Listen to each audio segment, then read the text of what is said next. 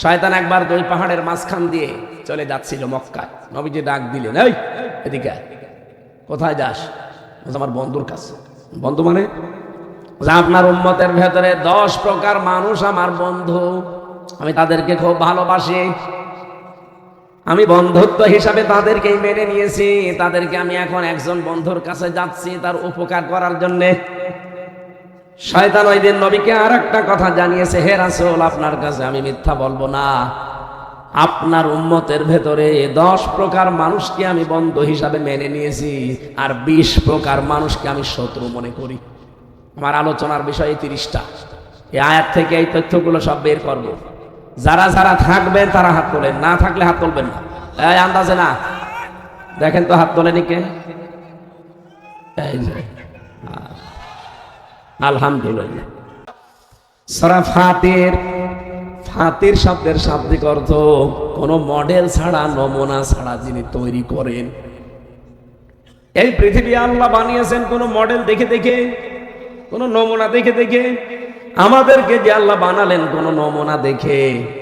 বলেন বলেন, এই যে যিনি নমুনা ছাড়া, মডেল ছাড়া বানাতে পারেন তার নাম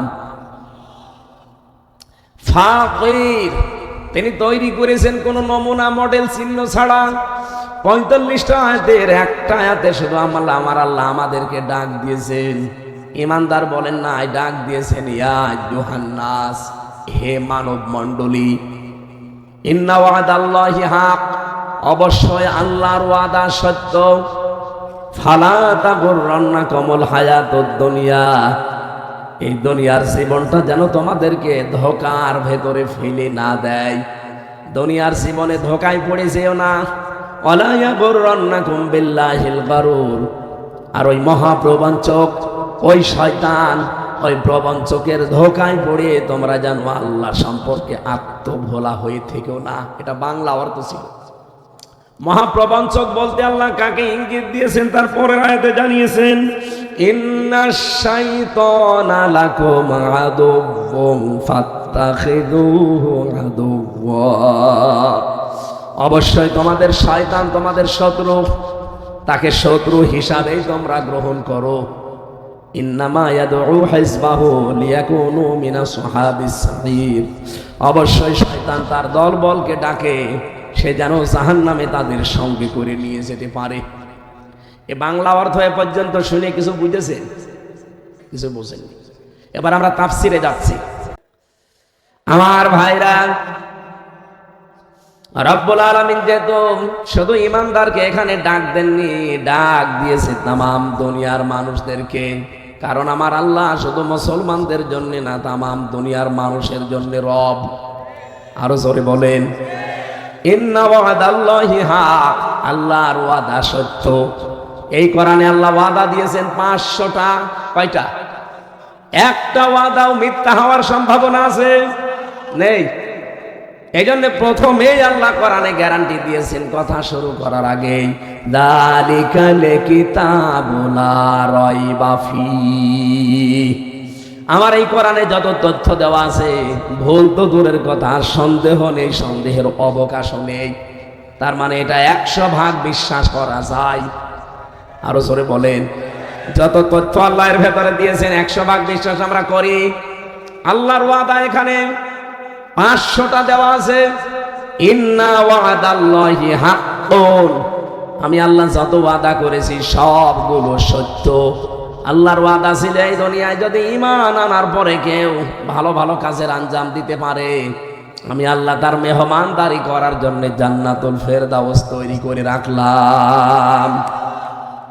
এই আয়াতটা সূরা কাহফের ভেতরে আছে, 107 নম্বর আয়াত। জন্মের পর থেকে আমরা আয়াতটা শুনেছি, কিন্তু এর ভেতরে একটা তথ্য আছে, ভালো করে শুনবেন আলেম যারা আছে। ইন্নাল্লাযীনা আমানু ওয়া আমিলুস সলিহাতি কানাত লাহুম জান্নাতুল ফিরদাউসি নুজুলা, নিশ্চয় যারা ঈমান আনে, না নিশ্চয় যারা ঈমান পায়। এদিকে তাকান, পুরা কোরআন শরীফে আপনি এমন আয়াত কোন জায়গায় পাবেন যে যারা ঈমান পায় না, যারা ঈমান, আরো জোরে বলেন, এখানে আমরা যারা বসে আছি একটা মানুষকে ইমান এনেছি না ইমান পেয়েছি? কোরআনের সাথে তো মিলছে না।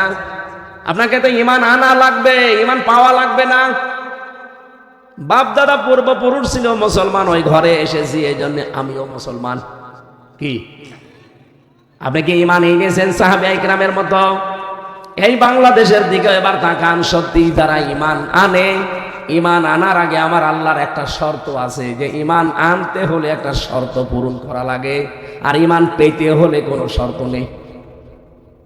ইমান পেয়েছে এই কারণে, আমার বাবা মা দাদা মুসলমান ছিল, ওই বংশে এসেছে, এই জন্য আমিও মুসলমান। নামের আগে মোহাম্মদ লিখতে হয়, নামের পরে হোসাইন হাসান, কথা বলেন না কেন? কিন্তু যারা ইমান এনেছিল, রব্বুল আলামিন কোরআনে দেখবেন সূরা বাকারা 3 নম্বর পারা 1 নম্বর পৃষ্ঠা 13 নম্বর লাইনের 256 নম্বর আয়াতের মাঝের অংশে পাবেন, ফামাইয়াকফুর বিত্তাগুতি ওয়া ইউমিন বিল্লাহ। কোন মানুষ যদি ঈমান আনতে চায়, এটা ভালো করে শুনবেন, কোন মানুষ যদি ঈমান আনতে চায়, তার প্রথম শর্ত তাকে তাগুত ছেড়ে দেওয়া লাগবে। এটা আমি বানালাম, বলেন বলেন। এটা যদি সত্যি কেউ তাগুত ছেড়ে দিয়ে ঈমান আনতে পারে, আল্লাহর ঘোষণা ফাকাদ ইসতামসাকা বিল উরওয়াতিল ওয়াসকা, সে এমন একটা মজবুত রশি ধারণ করবে যা জীবনও ছিঁড়ে যাবে। লাং ফাসফিসামালা, যা জীবনও ছিঁড়বে না। তাহলে শর্ত পেলাম, আয়াত অনুযায়ী ঈমান আনতে হলে একটা শর্ত, তাগুত ছেড়ে দেওয়া লাগবে। বাংলাদেশে যারা তাগুত ছেড়ে দিয়ে ঈমান এনেছে, আপনি এবার তাদের দিকে তাকান। আমি তো নাম ধরেই বলি, এই বরিশাল বিভাগের পটুয়াখালীতে বাড়ি ডক্টর শফিকুল ইসলাম মাসউদ। এ কিন্তু ঈমান এনেছিল তাগুত ছেড়ে দিয়ে। কি তাগুত ছেড়ে দিয়ে ঈমান এনেছে, এই কারণে তাকে 57 দিন রিমান্ডে নিয়েছে। ওনাকে যে অফিসার নিয়েছিল, আমারও রিমান্ড ওই অফিসারই ছিল। আমার এসে বলতো যে মাসুদকে সমস্ত জায়গা লোহা দিয়ে পিটিয়ে একেবারে গুঁড়ো করে দিয়েছি, ফুটবলের মতো পিটিয়েছি ওরে। আপনি দেখেননি রিমান্ডের পরে যখন আদালতে বলতো, হাঁটতে পারতো না যুবক মানুষটা।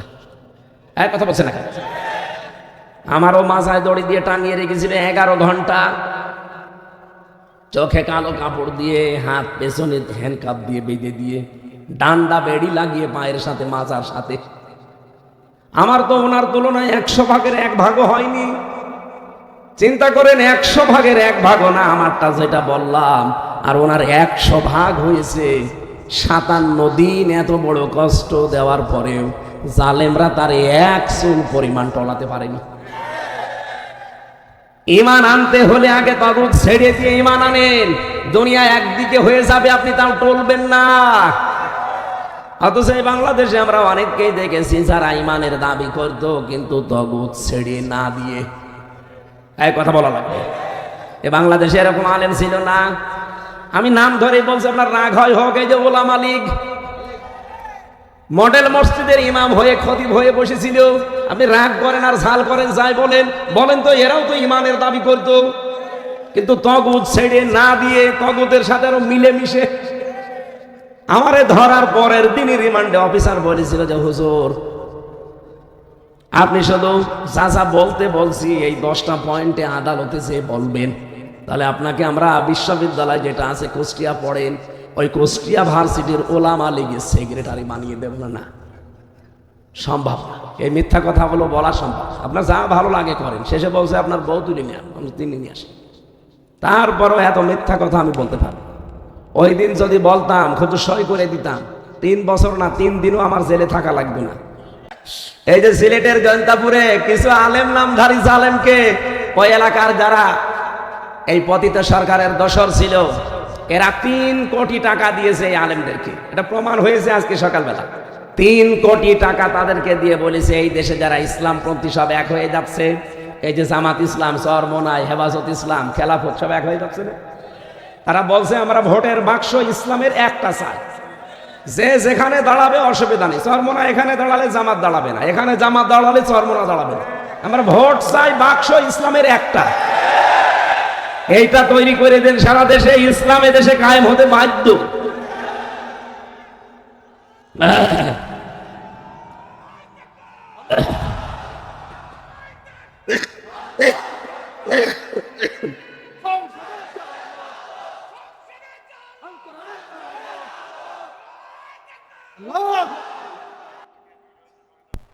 ওরা জাতে মাতাল হলো তাহলে ঠিক আছে, যেহেতু গরুর মদ খাওয়া মানুষ তো, আমরা খাই গরুর দুধ, আর ওরা শয়তানরা এখন এই কাজ আরম্ভ করেছে। আলেম নামে জালেমকে 3 কোটি টাকা দিয়েছে, চিন্তা করতে পারেন। ওদেরকে এখন মিছিল মিটিং এ লাগাচ্ছে 10-12 জন এক জায়গায় লাঠি হাতে নিয়ে, যে না আমরা এটা চাই না, এটা চাই না। এতদিনে 15.5 বছর কোথায় ছিলেন দুদু? এখন তাদের একজনকে ধরে পিটিয়েছে প্রশাসন, বলছে যে এই করেছিল, কি করব, গোপনে টাকাগুলো দিয়ে গেল, হালাল করা লাগবে না। আমরা আহ্বান জানাচ্ছি, শুধু সিলেটের জনতাপুরে না, বাংলাদেশের যেখানে যেখানে এই জালেমদের টাকা এরকম 3 কোটি 5 কোটি দিতে চায়, টাকা নেবেন, একদিন এরকম করবেন, পরের দিন টাকা হালাল হয়ে যাবে। শয়তানরা মরুক। বলেন এই দেশে যেই মানুষগুলো এই তাগুতের সাথে মিশে বাতিলের পাঁচাটা গোলামি করে ইমানের দাবি করত, ওদের ইমান এখন ঠিকই আছে? জাতীয় মসজিদের সাবেক খতিব সে পর্যন্ত পালিয়েছে, কারণ সে নৌকা মার্কা নিয়ে দাঁড়াইতো। এটা লোক নৌকা মার্কা নিয়ে দাঁড়ায়, তার ইমান থাকে বলে আপনার মনে হয়? আমার মনে হয় লোকটা যদি নৌকা মার্কা নিয়ে না দাঁড়িয়ে কুকুর মার্কা নিয়ে দাঁড়াইতো, তাও হয়তো পাশ করত, কারণ যে ভোট হয়েছে এমনি পাশ করে দিত না। আপনার ঠিক হয়নি। যারা ইমানের দাবি করছেন হচ্ছে না, আপনি রাগ করেন আর যাই মনে করেন, ইমান আনতে হলে তগুত ছাড়া লাগবে। যারা তগুত ছেড়ে দিয়ে ইমানের দাবি করেছে, এত জুলুম গেল, টলাতে পারলেন না তো। মামুনুল হককে টলাতে পেরেছেন, আল্লামা সাইদিকে টলাতে পেরেছেন, আপনাকে টলানো না, আপনি তো আগেই পালিয়ে গেলেন। আপনি একটা ইমাম, আপনার ইমামের ইমান নেই, কিসের ইমাম আপনি? ফরিদ উদ্দিন মাসুদ, মুফতি জসিমউদ্দিন রহমানী আপনাদের এই বরিশাল বিভাগের সন্তান, 12টা বছর জেলে কাটিয়ে এসেছে। সে জানিয়েছে এই ফরিদ উদ্দিন মাসুদ এ তগুতের, নিজেই তগুতের গোলাম। এদের কারণে এই 15.5 বছর এত জুলুম হয়েছে আলেমদের উপরে। এই শয়তানগুলো যদি কিছু না করতো, আমার মনে হয় এত জুলুম হইতো না। এরা যে বোঝাইতো যে আপা কোনো অসুবিধা নেই, আপনি চালান, আমরা আসি। আর আপাও তো খালি হাওয়া দিলেই ফলে। মমতাজ হাওয়া দিত, ফুলতো। কি সংসদে হাওয়া দিত না? আরো ফুলতো। তো বিবেক আছে যে মমতাজের মতো একটা মানুষ হাওয়া দেয় আর আমি ফুলি, ও কি মানুষের ভেতরে পড়ে? 300 টাকায় যারা দেহ বিক্রি করতে পারে, তারা সংসদে যে বলে সংসদ সদস্য হয়। আর তারা হাওয়া দিত আর উনি বসে বসে তালি দিত। মানুষ এত নিচে নামে এসে। আমি ইমানের কথা বলছিলাম, ইমান আপনাকে পাওয়া লাগবে না আনা লাগবে। আর ইমান আনতে হলে আগে কি ছাড়া লাগবে? তগুত কি, এটা যদি আপনি না জানেন তো ছাড়বেন কি করে? তগুতের অর্থ 4টা। 1 নম্বরে তগুত মানে শয়তান। তগুত মানে কি? শয়তান তো আর দেশে নেই। 2 নম্বরে তগুত মানে মানুষের তৈরি করা আইন। ও ভাই বরিশালের মানুষেরা, আমি ছোটকালে বরিশালে পড়েছি, এই জন্য আপনাদের প্রতি একটা আলাদা মায়া আছে। আমার মন থেকে বলছি, আপনাকে আমি বাঁচাতে চাই। মানুষের তৈরি করা আইন, কারণ যারা এদেশে প্রতিষ্ঠা করতে চান, আপনার ইমান নেই, কারণ আপনি তগুত আগে ছেড়ে দেন, এরপরে ইমানের দাবি করেন। কোন আলেম নিয়ে আনবেন? আলেমকে নিয়ে সেখানে বসান। যা বলছি একটা কথা যদি ভুল প্রমাণ করতে পারেন, তগুতের 2 নম্বর অর্থ এটা। তগুত মানে মানুষের তৈরি করা আইন যারা প্রতিষ্ঠা করতে চায়। এ বাংলাদেশে এরকম মানুষ নেই। 3 নম্বরে তগুত মানে নিজে আল্লাহকে মানে না, কেউ মানবে, মানতেও দেয় না। এরকম দেশে ছিল না? নিজে কোরআন শোনে না, কেউ শুনবে, শুনতেও দেয় না। এই জন্য এরকম সম্পর্ক যাদের সাথে আছে, এগুলো আগে বেছেড়ে দেন, কাটছাট করে আসেন, এরপরে যদি দাবি করতে পারেন। 2 নম্বরের শব্দ ছিল কি? ওয়া আমিলুস সলিহাত, নেক কাজ করবে। নেক কাজ কি? আমরা মনে করি নামাজ পড়া, রোজা রাখা, কালো বোরকা পরা, দাড়ি রাখা, জুব্বা গায়ে দেওয়া, জিকির করা হয়ে গেল নেক কাজ না। সলেহ শব্দের শাব্দিক অর্থ হচ্ছে শুধু নেক না, শুধু সৎ না। সলের আবিধানিক অর্থ এখন বের হচ্ছে আধুনিক ব্যাখ্যা। সলেহ মানে যোগ্য। সলেহ মানে কি? যারা তাফসীর বোঝে, শব্দ ভাঙতে জানে, জিজ্ঞাসা করেন যে সলেহ মানে যোগ্য। শুধু ঈমান এনে বসে থাকলে হবে না, আপনাকে যোগ্যতা সম্পন্ন হওয়া লাগবে। এই বাংলাদেশটা অর্থনীতি চালাতে হলে যোগ্যতা লাগবে না আপনার। আপনি মুশারাকা বোঝেন, মোদারাবা বোঝেন, মোরাবাহা বোঝেন, বায়ে সালাম বোঝেন, বায়ে ইস্তেসনা বোঝেন, ভাই মুআজ্জাল বোঝেন?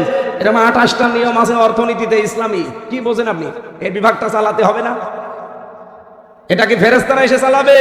আপনার যোগ্যতা অর্জন করা লাগবে। এই দেশে এখন যদি কেউ টিওনো হতে চায় তারা বিসিএস ক্যাডার হওয়া লাগে, কেউ এএসপি হতে চাইলে বিসিএস ক্যাডার হওয়া লাগে, এসপি হতে চাইলে ডিসি হতে চাইলে বিসিএস ক্যাডার হওয়া লাগে। এক কথা বলছেন না কেন? আপনি ম্যাজিস্ট্রেট হতে চাইলে বিসিএস ক্যাডার হওয়া লাগবে। এই সমস্ত জায়গাগুলো যদি আমরা এখন না যেতে পারি, যোগ্যতা অর্জন করে, ওগুলো তো সব ওই রাম আর বামরা দখল করে রাখবে, দেশটা আবার জাহান্নাম বানাবে। এই জন্য আমরা যারা ঈমান এনেছি, শুধু ঈমান এনে বসে থাকলে হবে না, আমাদের যোগ্যতা ধাপে ধাপে বাড়াতে হবে। আমাদের যোগ্যতা যখন ওই জায়গায় পৌঁছিয়ে যাবে, দেখবেন ঠিক আল্লাহ ওয়াদাল্লাহুল্লাযীনা আমানু মিনকুম ওয়া আমিলুস সালিহাত লা ইস্তাখলিফান্নাহুম ফিল আরদ। এটা সূরা নূরের ভেতরে আছে, 18 নম্বর পারা 16 নম্বর পৃষ্ঠা 3 নম্বর লাইনে আছে। আল্লাহ বলেন যে এই মানুষগুলো ঈমান আনবে আর যোগ্যতা অর্জন করবে, আমি আল্লাহর ওয়াদা হচ্ছে লা ইস্তাখলিফান্নাহুম ফিল আরদ, জমিনের শাসন ক্ষমতা আমি আল্লাহ তাদেরকে দিয়ে দেব। এই বাংলাদেশে আমরা এখন দেখতে পাচ্ছি ইসলামের যে উত্থান হচ্ছে, এখন ইসলামপন্থীরা ডিসি হতে পারে, এসপি হতে পারে, পিওনো হতে পারে, বিশ্ববিদ্যালয়ের ভিসি হতে পারে। এই কথা বলেন না কেন? আমার কুষ্টিয়া ভার্সিটির ভিসি যিনি, উনি মাদ্রাসা থেকে কামেল পাস। আজ বাংলাদেশের সব জায়গাগুলো যদি আমরা ইসলামপন্থী মানুষগুলো এভাবে যোগ্যতার ভিত্তিতে নিতে পারতাম, যদি যেতে পারতাম, চিকিৎসা বিভাগ আজ দুর্নীতিতে চ্যাম্পিয়ন হয়। কেন হবে? বাংলাদেশের ডাক্তারগুলো ডাক্তার মতিয়ার রহমানের মতো তৈরি করেন, ডাক্তারগুলো ডাক্তার শাহিন জব্বারের মতো তৈরি করেন, ডাক্তারগুলো ডাক্তার ফাতেমা সিদ্দিকা রাজশাহী এর মতো বানান। এভাবে ডাক্তার তৈরি করে ছেড়ে দেন, চিকিৎসা বিভাগটা দুর্নীতিগ্রস্ত না, দুর্নীতি মুক্ত হতে বাধ্য হবে। বিশ্ববিদ্যালয়গুলোতে কোনো সিন্ডিকেট থাকবে না। এই জন্য ঈমান এনে বসে থাকলে হবে, আমাদের যোগ্যতা বাড়তে হবে। আজ মায়ের সাথে জেনা হচ্ছে প্রকাশ্যে। কোথায় হলো? কোথায় হলো মানে যারা এই যে টাকা ছেড়ে রাখেন, টাকা ছেড়ে রাখে 1000, প্রতি মাসে মাসে 200 টাকা বেশি না, এটা মায়ের সাথে জেনা করা। এই এলাকায় নেই? কারা কারা এরকম টাকা ছেড়ে রাখেন? হাত তোলেন তো। কই আন্দাজে বলেন কেন? এই এলাকায় থাকবে কেন? আল্লাহর ওলি বসে আছে না। যদি এরকম কোন কাজে কেউ থাকেন, আপনি টাকা ছেড়ে দেবেন, আসল টাকাটা রেখে সুদ ছেড়ে দেবেন। কারা কারা ছেড়ে দিতে রাজি আছেন? আল্লাহকে হাত দেখা। এলাকায় সুদ আছে না ভাই? আপনি নামাজ পড়েন, আপনি রোজা রাখেন, আপনি হজ করে আসেন, কিসের ভণ্ডামি করেন আপনি? মায়ের সাথে জেনা করে নামাজ হয়? বলেন বলেন, মায়ের সাথে জেনা করে হজ হয়? অথচ এই কাজ আমরা ইসলামী অর্থনীতি না থাকার কারণে করছি। এখন বলেন, বাংলাদেশে যত ব্যাংকিং ব্যবস্থা আছে, এই মুশারাকা, মোদারাবা, মোরাবাহা, এই নিয়ম নীতিগুলো চালু করবে ফেরেশতারা। কারা? তাই আমাদের এই জায়গাগুলোতে যাওয়া লাগবে না? সালেহ মানে যোগ্য, এই জন্য আমাদের যোগ্যতা লাগবে। এইটার জন্য যদি চেষ্টা করেন, 60 বছর নফল ইবাদতের চাইতে বেশি সওয়াব পাবেন। এই কথাগুলোই আমরা বোঝাতে পারি না। আল্লামা সাঈদী এইটাই বোঝাতে চেয়েছিল যে ঘরে বসে সুবহানাল্লাহ 1000 বার পড়ার চাইতে এই সুবহানাল্লাহটা একটু সংসদে নিয়ে যান। সুবহানাল্লাহ মানে কি? আল্লাহ পবিত্র। আল্লাহ যদি পবিত্র হয়, আল্লাহর বিধান পবিত্র না? কথা বলেন না কেন? তো বিধানগুলো শুধু কোরআন শরীফে থাকলে হবে? এটা তো 500 বিধান এখানে আছে। এখানে একটা সংবিধান নামে সূরা দেওয়া আছে, সূরা ফুরকান। এর ভেতরে 77টা আয়াত আছে, 73টা ধারা আছে। এটা যদি বাংলাদেশের সংবিধানে আমরা কায়েম করতে পারতাম, এই দেশের মানুষকে গাঁজা খেলে জেলে দেয়। আমি নিজে দেখেছি, গাঁজা খেলে জেলে দিয়েছে। এই যে হাফিজ আছে পেছনে, ও ভেতরে যে গাঁজার গাছ লাগাচ্ছে। জেলার একদিন এসে বলছে, আরে গাঁজা খেলে পুলিশে ধরে জেলে দেয়, আর জেলের ভেতরে গাঁজার গাছ লাগিয়েছে, এখন আমরা দেবো কোথায়? 73টা ধারা যতদিন বাংলাদেশের সংবিধানে আমরা প্রতিস্থাপন করতে না পারবো, 17 বার নাকি এই বাংলার সংবিধান কাটা ছাটা হয়েছে, পরিবর্তন হয়েছে, একবারও পরিবর্তন করা লাগবে না। এইটা নিয়ে যান, শুধু ওই 77টা ধারার 73টা ধারা নিয়ে যান, বাংলাদেশ মিনি জান্নাত হয়ে যাবে। চোর গেলে আর ডাকাত হয়ে বের হবে না, ডাকাত গেলে খুনি হয়ে বের হবে না। যদি চাই কোনোদিন জেলখানায় তো থাকবে না, আর যদি থাকেও সংশোধনের জন্য ওখান থেকে আল্লাহর ওলি হয়ে বের হবে। এই কথা বলেন না কেন? আমরা ওইটা চাচ্ছি সামনে। আমরা ইসলামী অর্থনীতিতে আল্লাহর ওলি হব, আমরা সমাজনীতিতে আল্লাহর ওলি হব। এই কথা বলেন না কেন? শয়তান যাদেরকে সবচাইতে বেশি ঘৃণা করে, কয় প্রকার মানুষ? 20 প্রকার, বলেন বলেন। আর 10 প্রকার নবীর উম্মতের ভেতরে 10 প্রকার মানুষের কাছে খুব ভালোবাসা। তাদের ভেতরে 1 নাম্বার আমি পেয়েছি আল ইমাম সাহেব, যারা জালেম শাসক, এটা তো আর দুনিয়ায় নেই। 2 নাম্বারে পেয়েছি অহংকারী লোক। 3 নাম্বারে পেয়েছি কৃপণ ধনী, সম্পদ উপার্জনে কোনো খেয়াল রাখে না। বাবা শাহজালাল, মদের কাছে কুত্তা বিড়াল সব হালাল, কোন হাত দিয়ে যে টাকা পয়সা আসছে যাদের খেয়াল নেই। এরকম ধনী যারা, তারা শয়তানের বন্ধু, বলেন নাউজুবিল্লাহ। বাংলাদেশে প্রকার মানুষ নেই। 4 নাম্বারে পেয়েছি ওই আলেম যে জালেমের পক্ষে সাফাই গায়। এই 15.5 বছরে যেটা বেশি হয়েছে। এই কথা বলেন না কেন? তাহলে শয়তানের বন্ধু আলেমদের ভেতরেও ছিল না, বলেন। 5 নাম্বারে পেয়েছে যারা খেয়ানতকারী ব্যবসায়ী, এতে খাদ্যে ভেজাল দেয়, ফরমালিন মেশায়। তীর গ্রুপের মালিক নাই এনারা। তেলের ভেতরেও কত রকমের 2 নাম্বারই দেয়, কিন্তু এটার এখনো ঠিক আছে মানটা, ওটা এখনো পর্যন্ত ঠিক আছে। তীর এটা আন্তর্জাতিক ভাবে, দেশীয় এবং আন্তর্জাতিক মান সম্পন্ন অনুযায়ী এগুলো ব্যবহার হচ্ছে। যদি ভেজাল দেয়, শয়তানের বন্ধু হয়ে কিয়ামতে উঠবে। শুধু উনি না, যত ব্যবসায়ী দেশে আছে, আল্লাহ পাকের নবী ব্যবসায়ীদেরকে এত দাম দিয়েছেন। আত-তাজিরু সাদুকুল আমিন মান নাবিয়্যিনা ওয়াস সিদ্দিকিনা ওয়াস শুহাদাই ওয়াস সালিহিন। যারা সৎ ব্যবসা করে খাবে, সে যে ব্যবসায় হোক, যদি জায়েজ হয়, তাই বলে আবার বিড়ির ব্যবসা না, যেটা মানুষের উপকার হয়, এরকম ব্যবসা করে যারা খায়, যত ছোট কাজ হোক, কিয়ামতের দিন নবীদের সাথে, সিদ্দিকদের সাথে, শহীদদের সাথে আপনি উঠতে পারবেন। সুবহানাল্লাহ বলতে পারেন। খাদ্যে ভেজাল যারা দেন, তারা মানুষ হত্যাকারী তালিকায় কিয়ামতে উঠবে। কারণ আপনার এই খাদ্যে বিষ দেওয়া, ফরমালিন দেওয়া, ভেজাল দেওয়ার কারণে মানুষের কলিজা নষ্ট হয়ে যায়, হার্ট নষ্ট হয়ে যায়। এ কথা বলে না কেন? এই যে ডায়াবেটিস হচ্ছে আমাদের আজ, কেন? এই সমস্ত ভেজাল খাদ্য খাওয়ার কারণে। যেটা আপনি ফরমালিন দিনের ফলে, এই ফল আপনার মেয়েকে আপনি খাওয়াতে পারবেন? আমাকে খাওয়াচ্ছেন, আমার মেয়েকে খাওয়াচ্ছেন, আমার গোলন দুর্বল হয়ে যাচ্ছে। আপনি কিয়ামতে মানুষ হত্যাকারের তালিকায় উঠবেন। 6 নাম্বারে পেয়েছে যারা পণ্য ক্রাইসিস করে, এক জায়গায় আটক করে রেখে কিছুদিন পরে দাম বৃদ্ধি করে দেয়। বাংলাদেশে এটা নেই। এরা মুসলমান, নবীর উম্মত দাবি করলেও শয়তানের বন্ধু, কিয়ামতে ওর সাথে উঠবে। ইন্নামা ইয়াদউ হিজবাহু লিয়াকুনু মিনা আসহাবিস সাগীর। ও চায় আমার এই বন্ধুরা কিয়ামতে আমার সাথে যেন জাহান্নামে যায়, বলেন নাউজুবিল্লাহ। 7 নাম্বারে পেয়েছি যারা জেনাকারী। জেনা তো এ দেশে এখন নেই, ঘরে ঘরে জেনা চলছে। এই যে মোবাইলের ভেতরে এমন দৃশ্য আছে যেটা নিজে দেখলে আনন্দ লাগে, ইনি দেখলেই লজ্জা পান, এমন মানুষ নেই? এরকম দৃশ্য থাকলে ডিলিট করে দিন। এই জেনা চোখের জেনা হচ্ছে, মুখের জেনা হচ্ছে, হাতের জেনা হচ্ছে, কলবের জেনা, সর্বশেষ লজ্জাস্থানের জেনা হচ্ছে। বিশেষ করে ধনী মানুষ এই দেশে আমরা যারা দেখতে পাই, এদের বিভিন্ন জিনিস দামি হয়। আজকে আমাকে কি দামি গাড়িতে করে আনতে গিয়েছিল।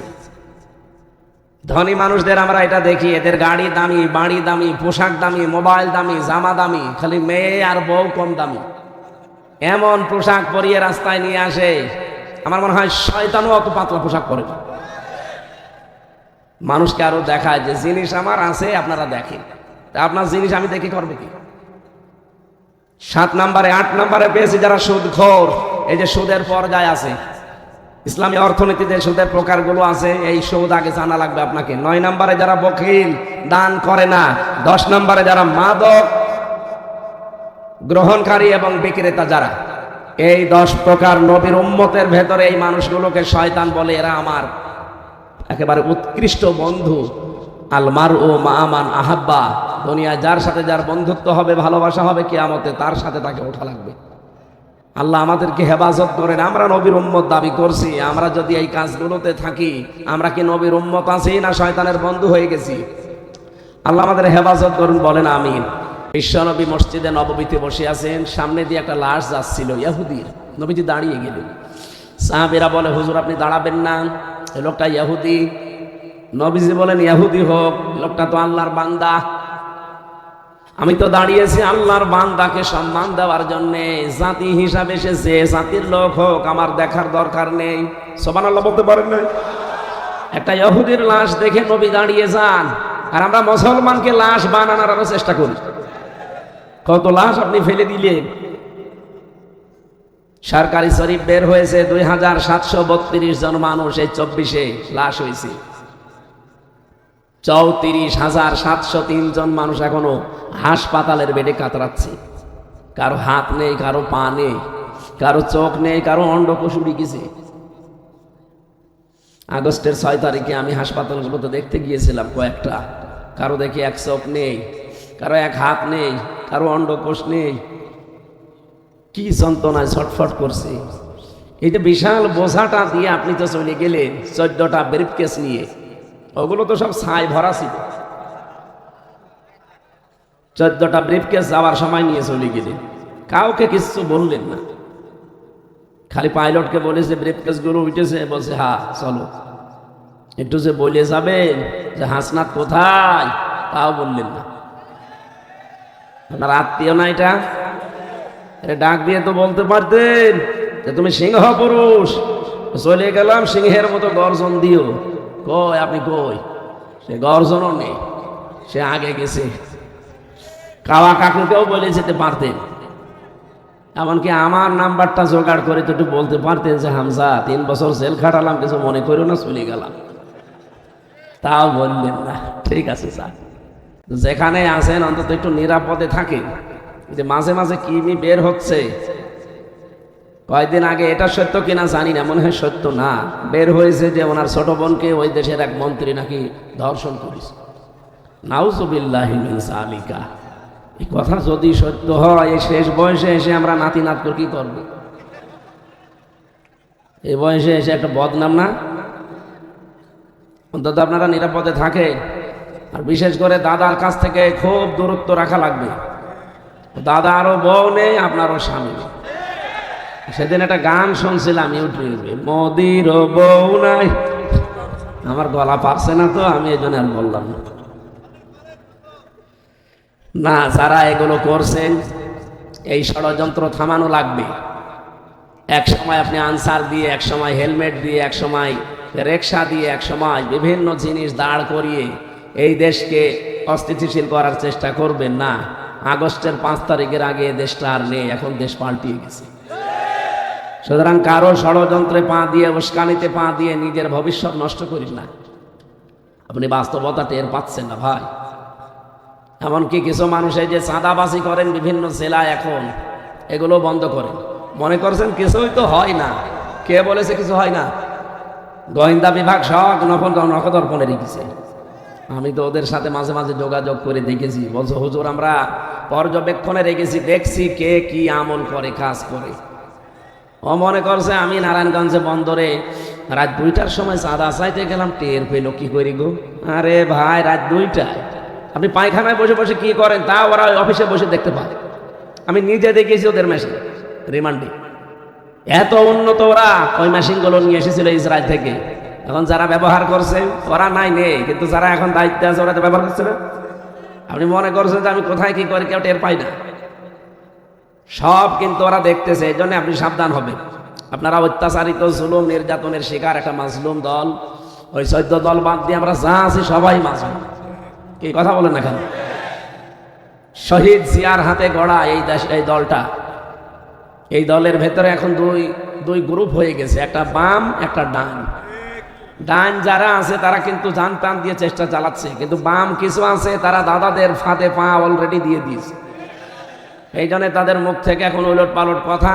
এই 15 বছরে সালেমরা যা বলেছিল ওরা এখন ওইটা বলছে। এই জন্য আপনারা এই বাম জিনিসটা কিন্তু খারাপ। বাম হাত দিয়ে মানুষ কি করে আপনি জানেন না? কি আমি বলা লাগবে? আর বামপন্থী যারা এরা জাহান্নামী। কি আমি বানিয়ে বললাম? আপনি কোরআনে খুব আয়াত আল্লাহ দিয়েছেন, যারা বামপন্থী এরা হতভাগা, এরা জাহান্নামে যাবে। আল্লাহ নিজে তাদের উপরে লানত করেন, বলেন নাউজুবিল্লাহ। এই জন্য আপনারা ফাঁদে পা দেবেন না ভাই। এই 15.5 বছরে আপনারা জুলুম, অত্যাচার, নির্যাতনের শিকার। হ্যাঁ, কিছু মানুষ জুলুম নির্যাতনের একেবারে স্টিম রোলার এতভাবে চলেছে তাদের উপরে, চলার আর কায়দা নেই। এই কারণে হয়তো ডান বাম ইনকাম করছেন। এই দোষ শুধু এই নিরীহ কর্মীগুলোর না, এই দোষ আমার মনে হয় এই যে সমস্ত দলের লোক চাঁদাবাজি করে তাদের দ্বারা মেন দায়িত্বে আছে বড় বড় এইগুলোর দোষ। তারা ক্ষমতায় থাকাকালীন কোটি কোটি টাকার মালিক অলরেডি হয়ে বসে আছে, আর যত ঝামেলা পুড়িয়েছে এই সাধারণ এই কর্মীগুলো। এদের বাড়িতে আজ খাবার নেই, মেয়ে লেখাপড়া করবে, খাতা কিনবে, খাতা কেনার টাকা নেই। কেন? জামাত ইসলাম দেখছে না তাদের দলীয় লোকজনকে? আপনারও তো দল, আপনি দেখতে পারেন না?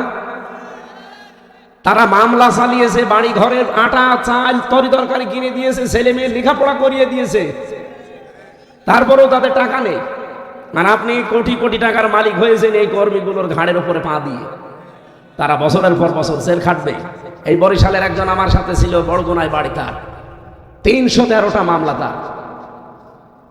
তার মাঝে মাঝে বলতাম যে ভাই আপনি কবে জামিন নেবেন, কবে বের হবেন, আর কয়টা হাজিরা দেবেন? সে একটা কর্মী মানুষ, তার জীবনটা শেষ করে দিয়েছে, অথচ বড় বড় লোক নেই বিএনপিতে। এই কথা বলে না কেন?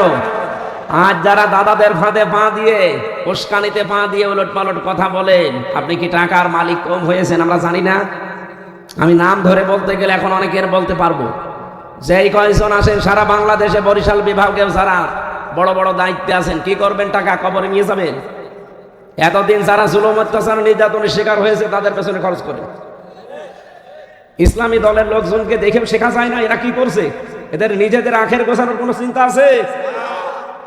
আমি জামাতের আমির ডাক্তার শফিকুর রহমান, আমিরে জামাতকে একদিন 10,000 টাকা দিয়েছিলাম হাদিয়া, যে স্যার আপনি কিছু কিনে খেয়ে নিন। বলার সঙ্গে সঙ্গে নিয়ে দেখলাম ওই জেলার যিনি দায়িত্বে আছে তারে দিয়ে দিল। কেন? তার টাকা দরকার না? সারা দেশ সে কত কাজ করে বেড়াচ্ছে। আপনাকে তো 10,000 না 10 টাকা দিলেও তো আপনি তো জীবনও দেবেন না। কি করেছেন? এই যে এর আগে তো ছিলেন দায়িত্বে, এতগুলো টাকা কি করেছেন? সব টাকা আপনার আছে আমরা জানি। আমি এই যে মালয়েশিয়া ঘুরে আসলাম, সিঙ্গাপুর, এখানে ওদের সাহেব পাড়া আছে। শুধুমাত্র এই সালেমদের নেই তা না, ওদেরও আছে। যেই হোটেলে উঠি, হোটেল থেকে নেমে দেখি 2 জন বসে চা খাচ্ছে। কি গো 2 ভাই এখানে? হুজুর আমরা আগেই পালিয়েছি। কেন? সাহেব পাড়ায় থাকবেন না? বলে না, ওখানে থেকে মায়ের খাবো। ওই জায়গায় গেলে বাংলাদেশের মানুষ এখানে আছে, পিটিয়ে ভর্তা বানিয়ে ফেলবে।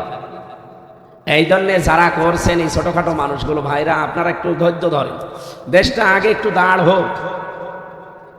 বাইরের বিভিন্ন মিডিয়া কিন্তু এখন একেবারে চাতক পাখির মতো চেয়ে আছে। আপনি টের পাচ্ছেন কিছু? এই যে ভয়েস অফ আমেরিকা কিছুদিন আগে একটা রিপোর্ট দিয়েছে, 257টা দেশ আছে পৃথিবীতে, প্রত্যেকটা দেশের ওপরে তাদের নজর। এতদিন আমাদের এই প্রতিবেশী নামে কলঙ্ক, এই দাদা বাবুরা এই 54 বছর আমাদের নামে যে মিথ্যাটা ছড়িয়েছে, এই জানুয়ারির 1 তারিখে সেটা পুরা মিথ্যা, এটা প্রমাণ হয়ে গেছে। মাইক্রোসফট, এটা খ্রিস্টানরা চালায়, তারা জানিয়েছে তাম দুনিয়ায় সবচাইতে বেশি মিথ্যা তথ্য পরিবেশন করে ভারত। আরে ভাই, ওরা কি আমার খালাতো ভাই? ওদেরকে আমরা টাকা পয়সা দিয়েছি? ওরা নিজেরাই রিপোর্ট বানিয়েছে, সবগুলো চিন্তা ভাবনা করে গবেষণা করে বানিয়েছে। সুতরাং এই 54 বছর বাংলাদেশের বিরুদ্ধে সাম্প্রদায়িক সম্প্রীতির নেই, এদেশে সংখ্যালঘু নির্যাতন হয়, এরকম কথা বলে বলে যারা বিশ্বের মোড়লদের বিশ্বাস করানোর চেষ্টা করিয়েছিলেন, মোড়লরা এখন বুঝে ফেলেছে আপনারা মিথ্যা কথা বলেন।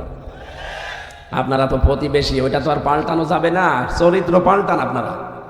বিশ্বের মানুষগুলো আমরা দেখি মাটির নিচে কেউ সোনা পায়, রূপা পায়, কেউ তেল পায়, গ্যাস পায়, আর আপনারা এমন শয়তান শুধু মাটির নিচে মন্দির পান। এই কথা বলেন না কেন?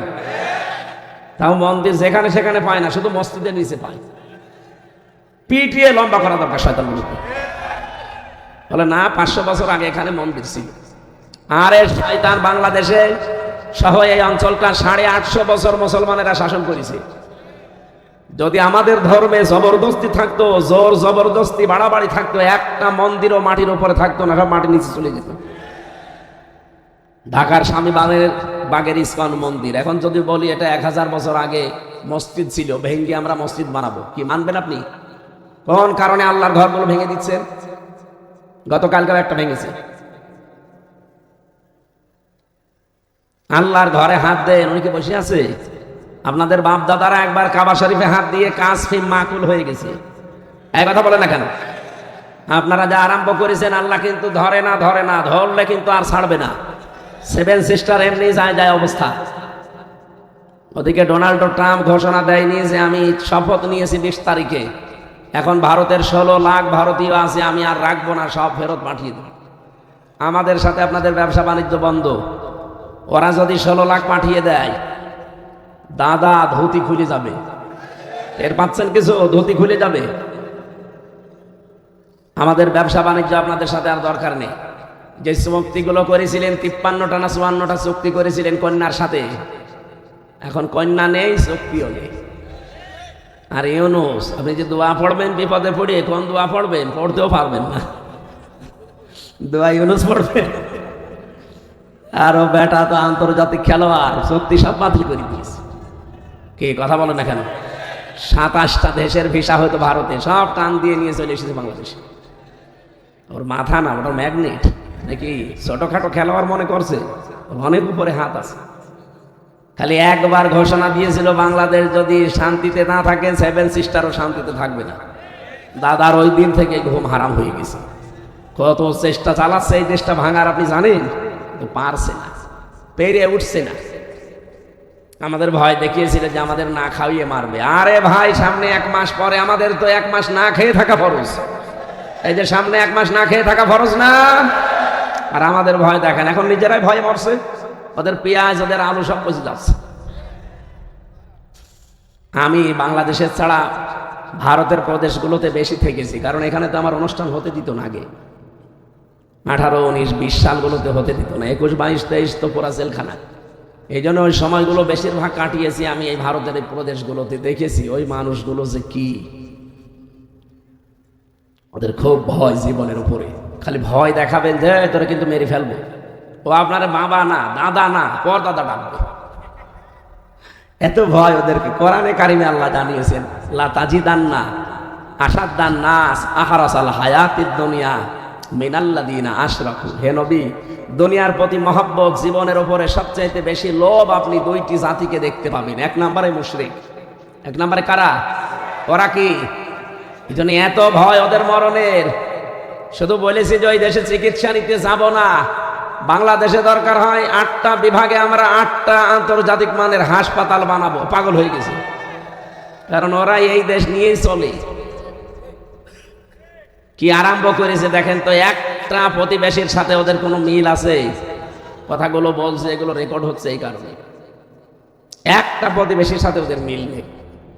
এই জন্য তো আন্তর্জাতিক বিশ্বগুলো আজ খেপে গেছে যে কি আপনি এত ভালো মানুষ, একটা প্রতিবেশীর সাথে আপনার মিল নেই। মানে আফগানিস্তানের সাথে একটা বর্ডার আছে, মিল নেই। আর পাকিস্তানের সাথে তো দা কুমড়া সম্পর্ক। মালদ্বীপের সাথে মিল নেই, শ্রীলঙ্কার সাথে মিল নেই, ভুটান এতটুকু একটা রাষ্ট্র, তার সাথেও মিল নেই। মায়ানমারের সাথে মিল নেই, নেপালের সাথে মিল নেই, চীনের সাথে তো নেই। আমাদের সাথে ছিল, কন্যা নেই, মিল নেই। হ্যাঁ, ব্যবসা বাণিজ্য দরকারও নেই। এতগুলো দেশ যদি আপনাদের ছাড়া চলতে পারে, বাংলাদেশও চলতে পারবে ইনশাআল্লাহ। আমাদের ব্যবসা এখন হবে তুরস্কের সাথে, চীনের সাথে, পাকিস্তানের সাথে। তাদের ভেতরে মানবীয়তা আছে। এই কথা বলেন না কেন? আপনারা তো মানুষের ভেতরে পড়েন না। এত মিথ্যা কথাই 54 বছর ছড়িয়েছেন। এই দেশে মুসলমানদেরকে এবং ইসলামকে দাবিয়ে রাখার জন্য সবচাইতে বেশি ভূমিকা পালন করেছেন আপনারা। যারা দায়িত্বে ছিল এরা এত খারাপ হতো না। এদেরকে শুধু উস্কানি দিয়ে দিয়ে আলেমদেরকে, কত আলেম আমি জেলখানায় দেখলাম, এক ব্লকে 76 জন আলেম ভর্তি করে রেখেছে। আরে ভাই, আলেমরা কি করেছে আপনার? আমার মতো একটা ছোট্ট মানুষকে আপনি 3টা বছর এইভাবে জীবনটা নষ্ট করে দিলেন। কি হয়েছে? আমি তো এখনো দেশে টিকে আছি, আমি তো থাকতেও পারলাম না। এই জন্য জুলুম যারা করে ওদের বিরুদ্ধে সরাসরি মামলা দেবে আল্লাহ নিজে। জুলুম যারা করে, যারা জালেম, ওদের বিরুদ্ধে মামলা কার? আরো জোরে বলেন। আমি প্রথম বলছিলাম যেটা কথা বলার এই স্বর কারো সাথে কারো মিলছে না, কিয়ামত পর্যন্ত মিলবেও না। 2 নম্বরে মেলে না চামড়া। এইদিকে তাকান এবার। এই শরীরের ভেতরে 9768 প্রকার চামড়া আছে, কিন্তু আশ্চর্য কারো সাথে কারো চামড়া মিলবে না। আজকের এই সর্দার সাহেবের চামড়া, আমার চামড়া দেখেন, মনে হচ্ছে একরকম। ওনারটা কেটে যাক, ফেটে যাক, ছিঁড়ে যাক, পুড়ে যাক, আমার চামড়া নিয়ে লাগিয়ে দেবেন, জীবনও ভালো হবে না, আরো পছন্দ হবে। হ্যাঁ, আমার চামড়া যদি আমার শরীরের কোনো জায়গা থেকে কেটে আমার শরীরে লাগান, তাহলে এই জায়গা ভালো হয়ে যাবে। ওনার চামড়া ভালো বানাতে হলে 3.5 হাত বডির এই 9768 প্রকার চামড়ার কোনো জায়গা কেটে দেওয়া লাগবে। কি বুঝলেন এখান থেকে? একজনের চামড়ার সাথে আরেকজনের চামড়া মেলে না, লাগাতে গেলেও নিতে চাই না, পছন্দ ধরে নষ্ট হয়ে যায়। এর চামড়ায় ওর মেলে না, কিয়ামতের দিন আমার বোঝাও বহন করে দেবে। এটা আপনার পীর সাহেব আপনাকে বোঝায় আর আপনি বিশ্বাস করে ফেলেন। এটা পুরা ডাহা মিথ্যা কথা। কিয়ামতে কেউ কারো বোঝা বহন, আর কিয়ামতে আপনার পীর সাহেব আপনার সাথে উঠবে। কে বলিস আপনাকে? কিয়ামতে আপনাকে আল্লাহর সামনে ওঠা লাগবে একা একা। এটাকে আমি বানালাম। সূরা মারিয়ামের 95 নম্বর আয়াতে আছে, ওয়াকুল্লুহুম আতিহি ইয়াউমাল কিয়ামাতি ফারদা। আল্লাহ পাক বলেন কিয়ামতে প্রতিটি মানুষকে আমি ডাক দেব আমার সামনে, স্রেফ একা একা। কয়জন করি? এই জন্য নিজে ভাবেন আপনি যা করলেন এইটা নিয়ে আল্লাহর সামনে দাঁড়াতে পারবেন কিনা। চামড়ার সাথে চামড়া মিল হয় না, কিয়ামতেও বোঝা বহন করবে। ও আপনাকে বোঝায় আর আপনি বুঝে ফেলেন আপনিও পাগল। ওইটা আর একটা বাটপার। কথা বলেছে না কেন? যারা এগুলো বলে তাদের কোনো চিন্তা নেই, আমি আছি, ওইটা একটা বড় বাটপার। কারো উপরে ভরসা করে কোনো লাভ নেই। আপনার কাজের উপরে ভরসা করবেন যে কি কাজ আমি করে যাচ্ছি। কথা বোঝা গেছে? 3 নম্বরে মেলে না মানুষের এই চোখ। চোখের ভেতরে 1,70,000 রগ আছে। 5টা জিনিস দিয়ে আল্লাহ চোখ সাজিয়েছেন। মনি আছে, কর্নিয়া আছে, লেন্স আছে, লেন্স আছে, ইকুয়াল আছে। এই ইকুয়াল আবার 2 প্রকার, একটা ইকুয়াল একটা ডিপ ইকুয়াল। একটা এই দিকে একটা এই দিকে, এই 2 গর্তের 2 মাঝখানে আল্লাহ ওইটা ছড়িয়ে রেখেছেন। রব্বুল আলামিন বলেন এই চোখটা আমি এমন ভাবে সাজিয়েছি কিয়ামত পর্যন্ত কারো চোখের সাথে কারো চোখের মিল আপনি পাবেন না। দেখতে মনে হবে এক, কিন্তু জীবন ওই একরকম না।